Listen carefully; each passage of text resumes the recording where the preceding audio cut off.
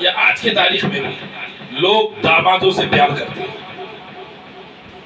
داماد چاہے کتنا ہی بگڑا ہوا ہو لیکن ہمیشہ سسرال والا چاہتا ہے کہ ان کو میری بیٹی کی زندگی کا مسئلہ ہے اس کو نبھا کے لے کے چلتے ہیں اور ان کو نبھانے کی کوشش کرتے ہیں. تو اس زمانے میں دو قبیلے کی جو لڑائی شروع ہوتی تھی تو پشت در پشت لڑتے رہتے تھے لوگ.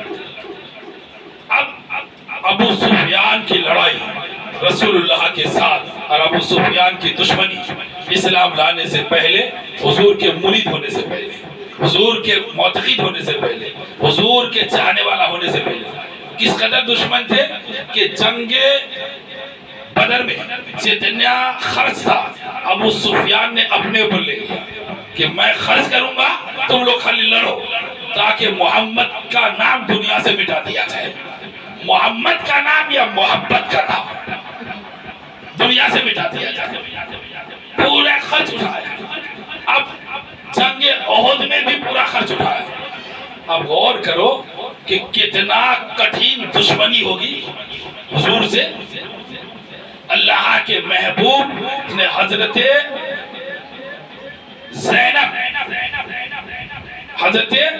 زینب سے نکاح فرمایا اور نکاح فرمانے کے بعد زینب بنت خزیمہ سے نکاح فرمانے کے بعد وہ جو صحابہ کرام بیواؤں سے نکاح کرتے تھے وہ مسئلہ حل کر دیا. اس کے بعد حضرت ام حبیبہ بنت ابو سفیان آپ نے ان سے نکاح کیا اور نکاح کرنے کے بعد یہ بھی بیوہ تھے. نکاح کرنے کے بعد اللہ کے محبوب نے اس دشمنی کو مٹانے کے لیے وہ ابو سفیان کی بیٹی سے نکاح فرمایا. اور جب ابو سفیان کی بیٹی سے آپ نے نکاح فرمایا تو ابو سفیان کہ اس بیٹی کے نکاح کی وجہ سے اور ان کی بیٹی حضور کی محبت میں پہلے ہی حضور سے مرید ہو چکی تھی شروعات کے دنوں میں. اور ان کا جو شوہر تھا جن کا نام ریا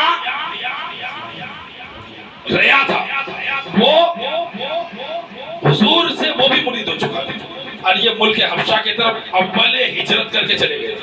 وہاں جانے کے بعد وہ حضور کے مریدی سے نام کٹا لیا. ہوتا ہے نا جیسے بہت سارے لوگ سرکار سے مرید ہوتے ہیں اور ہونے کے بعد پھر نام ہٹا دیتے, بولے یار کچھ نہیں ملا خانقاہ سے. مرید ہوا جب تب سے پریشان. وہاں جا کے وہ نصرانی ہو گیا اور جب وہ نصرانی ہو گیا تو یہ ام حبیبہ حضور کی محبت میں اپنی زندگی کاٹنے لگی. میں مرید ہوئی ہوں حضور کے 10 سے 10 پہ تو میں اپنا ایمان خراب نہیں کروں. اور جب وہ ریٹرن آتی ہے وہاں سے تو حضور نے آپ کو اپنے نکاح میں لے لیا.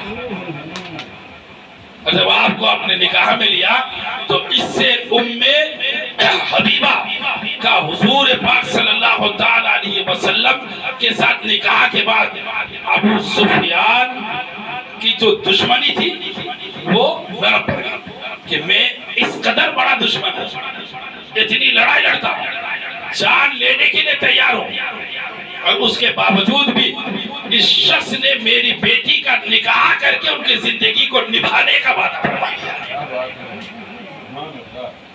ایک دشمن کے بچوں کو دوست بنا, اسے اپنے زندگی کا ہمراہ بنا.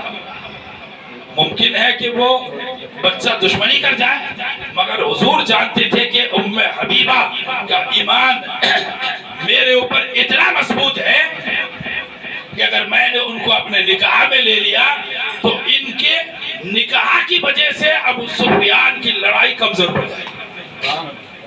اللہ کے محبوب نے ان کو اپنے نکاح میں لیا. لینے کے بعد اس طریقے سے اس مسئلے کو اپنے حل فرما دیا. اور پھر فتح مکہ کے دن اللہ کے نبی اعلان فرماتے ہیں کہ جو شخص ابو سفیان کے گھر میں داخل ہو گیا اس کے لیے عام معافی ہے. بولو سبحان اللہ. وہ مارنے والا شخص جو لڑتے رہے حضور کے 40 سال کی عمر سے لے کر حضور پاک صلی اللہ علیہ وسلم 50 سال کی عمر میں مکہ چھوڑ کے ہجرت کر گئے اور فتح مکہ سن 8 ہجری میں ہوئی اور حضور پاک صلی اللہ تعالی علیہ وسلم کا وصال سن 10 ہجری میں. اب غور کریے 13 ہجری میں اب اللہ کے محبوب صلی اللہ تعالیٰ علیہ وسلم کے ساتھ مکے میں لڑتے رہے، مدینے میں لڑتے رہے، اور جس دن آپ مکے کے اوپر قابض ہوئے، پورا مکہ آپ کے اختیار میں آ گیا، تو آپ پہلا اعلان کرتے ہیں اے لوگوں جس نے ہتھیار ڈال دیا اس کے لیے عام معافی ہے، کوئی پوچھنا نہیں، جو اپنے گھر کا دروازہ بند رکھے اس کے لیے عام معافی ہے، جو ابو سفیان کے گھر پہ داخل ہو گیا اس کے لیے بھی عام معافی ہے۔ اور جب یہ اعلان ابو سفیان تک پہنچا تو ابو سفیان ہاتھ جوڑ کے مصطفیٰ کی بارگاہ میں حاضر ہوئے، آ کے کہنے لگے حضور کی بارگاہ میں سب قیدی ہو گئے، حضور سے کہنے لگے، حضور نے پوچھا تم لوگ میرے بارے میں کیا خیال رکھتے ہو؟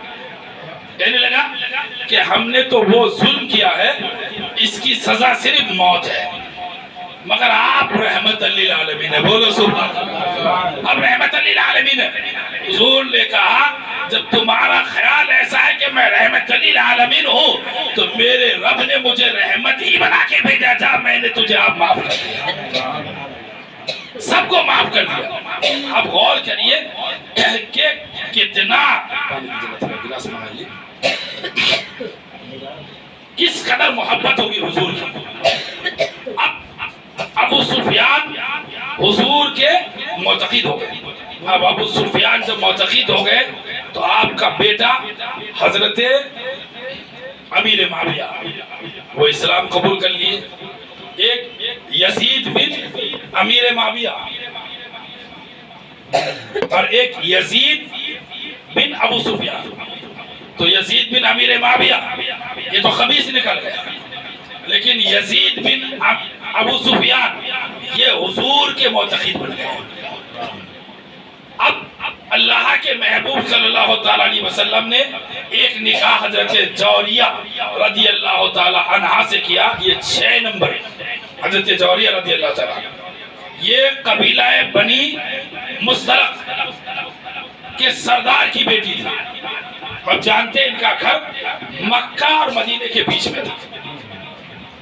اب جو لوگ مکہ سے ہجرت کر کے آتے تھے یہ قبیلے والے ان سے لڑتے تھے، جو مدینے سے مکہ میں خبر لے جاتے تھے ان کو گرفتار کرتے تھے۔ اب لڑائی ہوئی اور اس لڑائی میں وہ سردار قبیلہ مستلق کا سردار مارا گیا، اور حضرت جوریہ قیدی بنا کے لائی گئی، اور جب قیدی بنا کے لائی گئی تو قیدیوں کو صحابہ میں تقسیم کیا جاتا ہے، جیسے مال تقسیم کیا جاتا ہے ایسے